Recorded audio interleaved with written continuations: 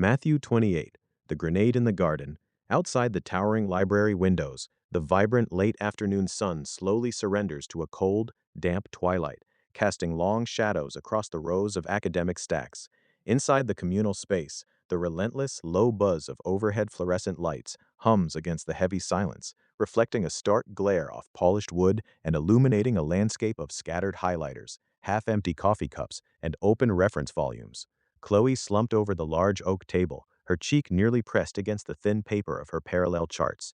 If I have to cross-reference the discrepancy between a single angel sitting outside on a stone and two men standing inside in gleaming clothes one more time, my brain is going to liquefy, she groaned, tapping a fluorescent green marker against her forehead.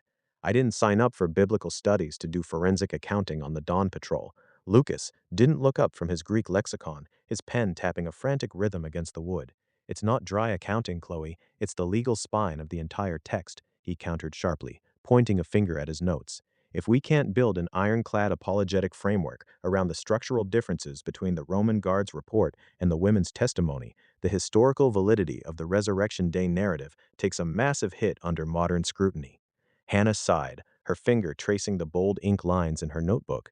You're both missing the forest because you're choking on the leaves, she murmured, looking across the table with tired but intense eyes. You're treating it like a crime scene or a logic puzzle, Lucas.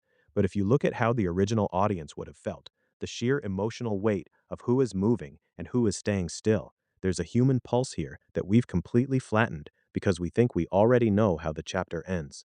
A worn, unmarked Bible slid into the direct center of the table, scattering a neat pile of Chloe's highlighters. Caleb pulled out the empty wooden chair at the end of the row and sat down, leaning his elbows on the table with a slow, knowing grin. Did someone say Matthew 28 was losing its punch? He asked, his voice dropping to a low, focused murmur appropriate for the quiet library stacks.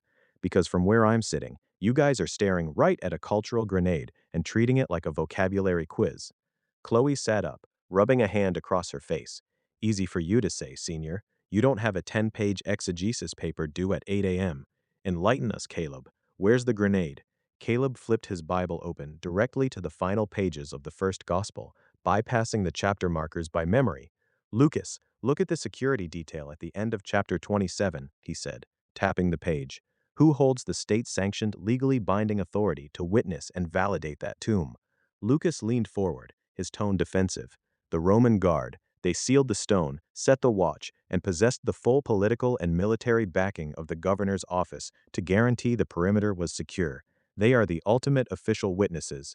Caleb nodded, shifting his eyes to Chloe. Right. The elite, heavily armed sentinels of the empire. Now look at verse 4 of chapter 28. What happens to that invincible imperial muscle the second the cosmic earthquake hits? Chloe skimmed her open page, her eyes widening slightly. The text says they shook with fear and became like dead men. They're completely immobilized, paralyzed. Exactly, Caleb whispered.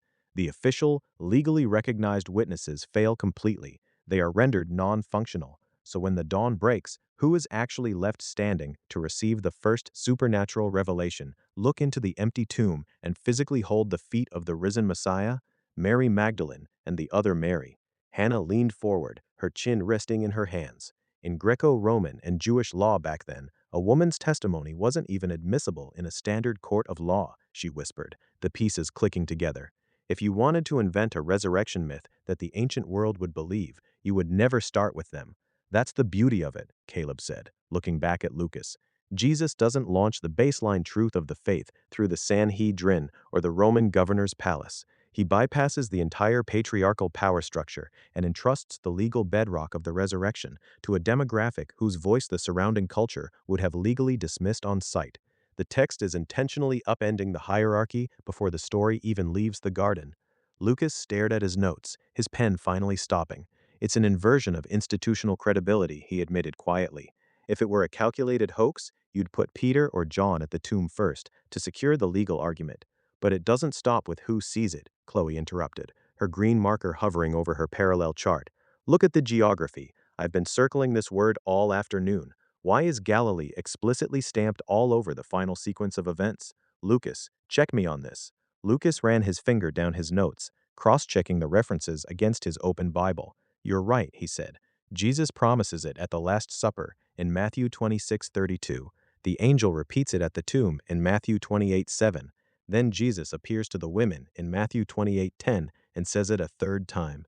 Hannah nodded slowly, her brow furrowing. It's a massive geographic pivot. Jerusalem is the capital city. It's where the temple sits, where the theological elite live, and where you'd expect a triumphant king to finally claim his throne and demand absolute cosmic sovereignty. Except Jerusalem is also the domain of the chief priests and elders, Caleb countered gently, pointing down at the text. It's the epicenter of legalistic conspiracies, executions, and state-funded bribery to bury the truth. In Matthew's narrative, Jerusalem represents the old religious establishment that has completely rejected its king. It's the place where institutional religion goes to die. And Galilee was the sticks, Chloe murmured, a sudden, bright energy breaking through her fatigue. It was Galilee of the Gentiles, this messy, ethnically mixed borderland full of blue-collar fishermen, rough accents, and rural outcasts. The Judean elite looked down on it with pure social condescension. Precisely, Caleb said, leaning back in his chair with a satisfied smile.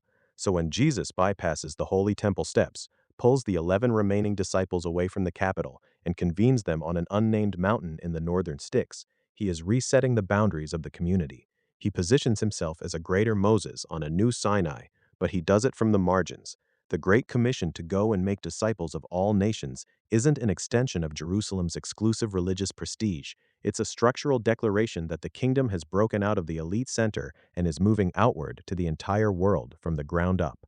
Lucas closed his lexicon with a soft thud, looking at the open text of Matthew 28 with a quiet, analytical reverence. Most people read this chapter and just see a standard happy ending, he said, but it's actually a radical manifesto. Terrified imperial guards, female legal witnesses, and a global revolution launched from the blue-collar borderlands. Chloe pulled her exegesis draft toward her, her highlighter caps flying off as she began to write furiously. All right, Caleb, sit tight and don't move. You just saved my grade, and my paper isn't going to be boring anymore.